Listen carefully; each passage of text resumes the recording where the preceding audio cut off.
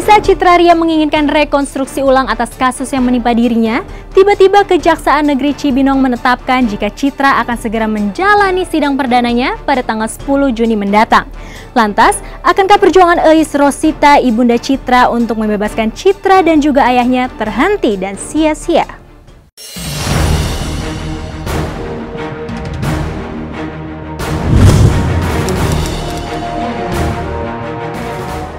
Niat Citra Ria untuk bisa lepas dari sel tahanan Lembaga Permasyarakatan Paledang, Bogor, Jawa Barat pupus sudah. Pasalnya, Kejaksaan Negeri Cibinong telah menetapkan tanggal 10 Juni mendatang, Citra akan duduk di kursi pesakitan, menjalani persidangan atas kasus penganiayaan terhadap Irianti Melarangeng, istri mantan suami Citra Yakraman Yagus, yang diduga dilakukan oleh Citra dan ayahnya Suharjo di Pengadilan Agama Cibinong bulan Januari lalu. Lantas, bagaimana perjuangan Eis Rosita, ibunda Citra, dalam upayanya membebaskan Citra dan suaminya? Untuk berkasnya saat ini sudah kami limpahkan ke Pengadilan Negeri Cibinong pada tanggal 30 Mei 2014 kemarin. Kebetulan hari ini kita menerima penetapan untuk sidang pada hari Selasa tanggal 10 Juni 2014. Hari ini baru tadi dari dari Kejaksaan melimpahkan ke pengadilan, dan pengadilan mengeluarkan penetapan hari sidang. Nah, di saat itu nanti sidang pertama dibacain dakwaan. Nanti kan ada dakwaan, saksi korban, saksi, barang bukti semua diperlihatkan di persidangan. Penahanan terhadap Citra Ria yang dilakukan Kejaksaan Negeri Cibinong dianggap kontroversial dan penuh rekayasa oleh Eis Rosita serta kuasa hukum Citra. Selain itu, oleh tim penyidik, Citra diduga telah melanggar 2 pasal sekaligus, yakni pasal 170 dan pasal 355 KUHP, hingga membuatnya harus mendekam di dalam penjara. Lantas, apa yang membuat Kejaksaan Negeri tetap menahan Citra walaupun kuasa hukumnya telah mengajukan surat penolakan penahanan? Benarkah jika permohonan penolakan penahanan Citra ditolak mentah-mentah oleh pihak kejaksaan? Permohonan sudah, tapi setelah dirundingkan dengan pimpinan kami, ya itu kan permohonan sifatnya, Mas, belum tentu diterima atau tidak terima gitu.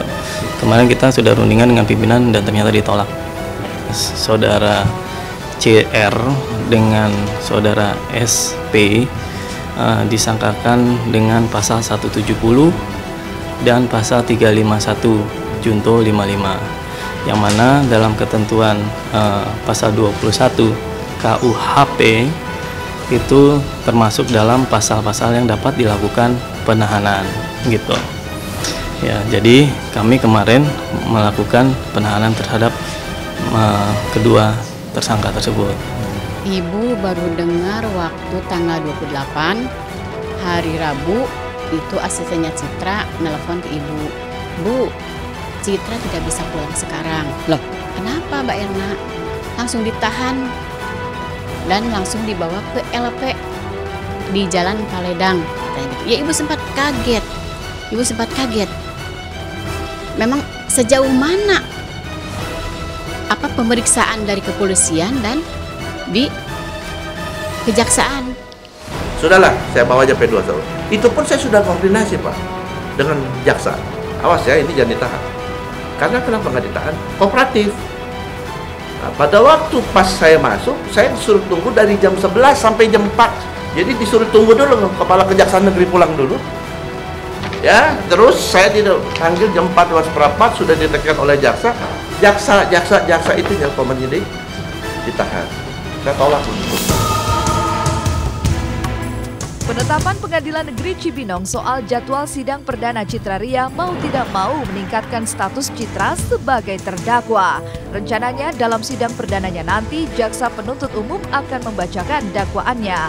Belum terjawab soal keinginannya untuk meminta rekonstruksi ulang terhadap Citra juga suaminya, kini Eis Rosita, ibunda Citra, justru dihadapkan pada sebuah kenyataan yang makin menjauhkan Citra pada aroma kebebasan. Lantas, apa reaksi Eis Rosita saat tahu anak dan suaminya akan segera menjalani sidang perdana? Kecewa, ibu kecewa. Kenapa? Seperti istilahnya seperti teroris aja anak ibu itu. Padahal ini enggak, kalau menurut ibu, masalahnya itu cuman Enggak nggak sampai sejahat itu. Iya, sampai ibu juga heran. Harus gimana ibu itu melangkah? Harus kepada siapa ibu meminta tolong? Ke sini mentok, ke situ mentok. Ya ibu ya kaget ya, sedih. Sedihnya apa? Citra kan punya anak kecil, punya anak adopsian yang dari Yakraman Yagus, terus punya anak yatim piatu 50 orang yang harus dibiayain sama Citra. Nah sekarang dia berada di LP, dia tidak bisa bekerja.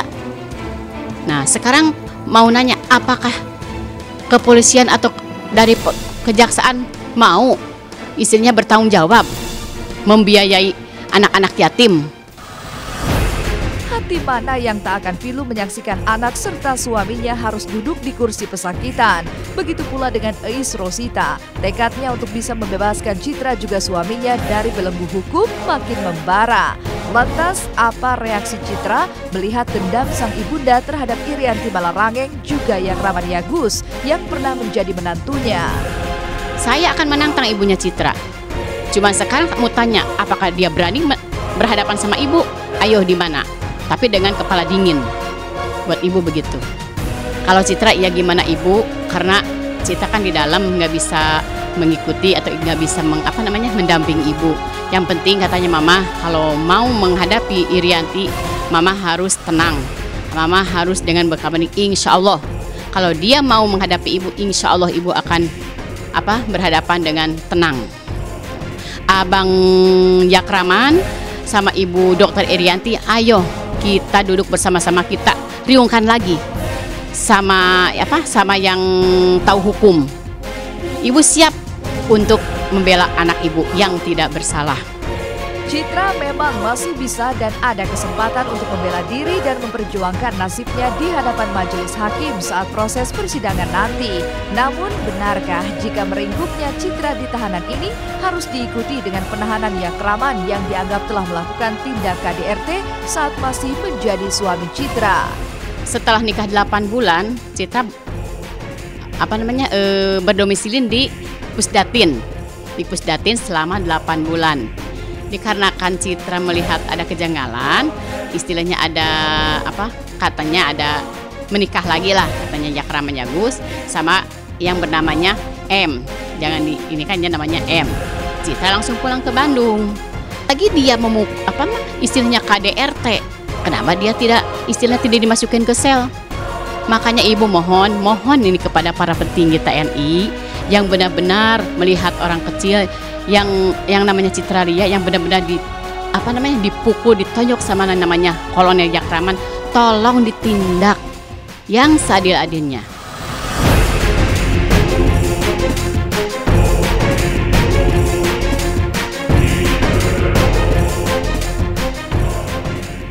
Apa yang membuat Enda dan Onci terlihat berlatih band tanpa adanya ketiga personil band ungu lainnya? Mungkinkah Enda dan Onci tengah bersiap hengkang dari band yang telah membesarkan nama mereka? Dan apa yang membuat Winda Fiska lebih memilih Singapura sebagai tempat memeriksakan kehamilannya? Temukan kisah sesaat lagi hanya di Celeb On Cam.